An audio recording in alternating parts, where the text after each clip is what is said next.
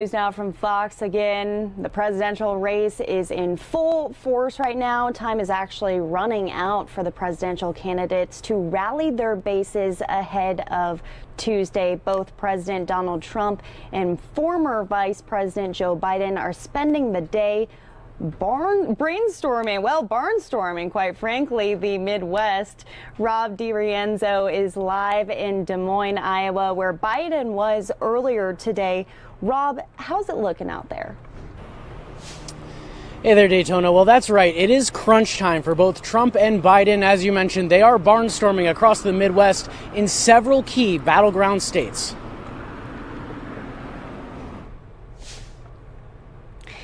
All right, we're going to play that story out for you right now.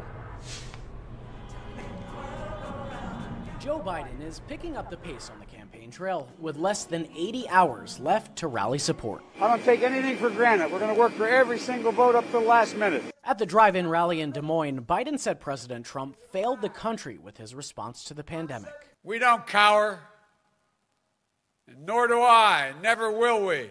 Unlike Donald Trump, we'll not surrender to this virus. I'm going to put in place a plan to deal with this pandemic. Meanwhile, President Trump made promises of a vaccine. Our vaccine will eradicate the virus much more quickly and end the pandemic quickly, because we want to have our life restored just to normal. That's all we want. That's all we want, normal. Both candidates are focusing in on the Midwest, once a stronghold for Republicans. The Real Clear Politics averages showing Biden with a slim lead in each state. And I believe when you use your power, the power of a vote, we're going to change the course of the country. We have made America safe again. And we will make America great again. Thank you, Michigan. Go out and vote. Thank you. And now Daytona, former Vice President Joe Biden just wrapped up his remarks in Milwaukee, Wisconsin a short time ago. Tomorrow, he'll be in Michigan. As for President Trump, he'll be in Pennsylvania, both crucial battleground states to win. And again, we're seeing Biden with a slight lead in both states. So President Trump and Biden will be doing a lot over the next few hours, next couple days to firm up support. Now, Rob, we've heard from both of these candidates several times about the coronavirus. Do you think that's going to continue to be the main focus throughout the weekend?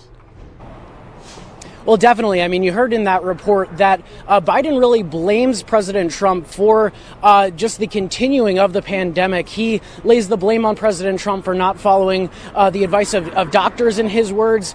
And it really does seem like it's going to be a crucial center point. President Trump promising a vaccine is on the way and continuing to really focus on the economy, making sure that that is a key part of his election, his campaign, because, as you know, the economy was very good, very positive throughout his presidency up until the virus hit. So he's trying to run on that and trying to run on this message of rebuilding after the pandemic.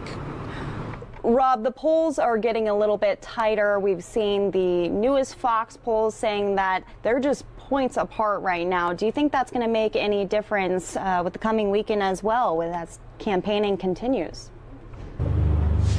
Well, it's really interesting, Daytona, because both campaigns are really trying not to lean too heavily into the polling. As we saw in 2016, it wasn't a very strong indication of how the election turned out. So there is a balance of trying to manage that, but also some excitement from from the campaign, from his supporters, just in regards to, as I mentioned in the story, again, in all of these key battleground states, even ones like here in Iowa, where President Trump won by about 9 percentage points back in 2016. These are all now considered toss-ups with these polls just so close. But again, there is this hesitancy to place too much weight, I guess, so to speak, on these polls.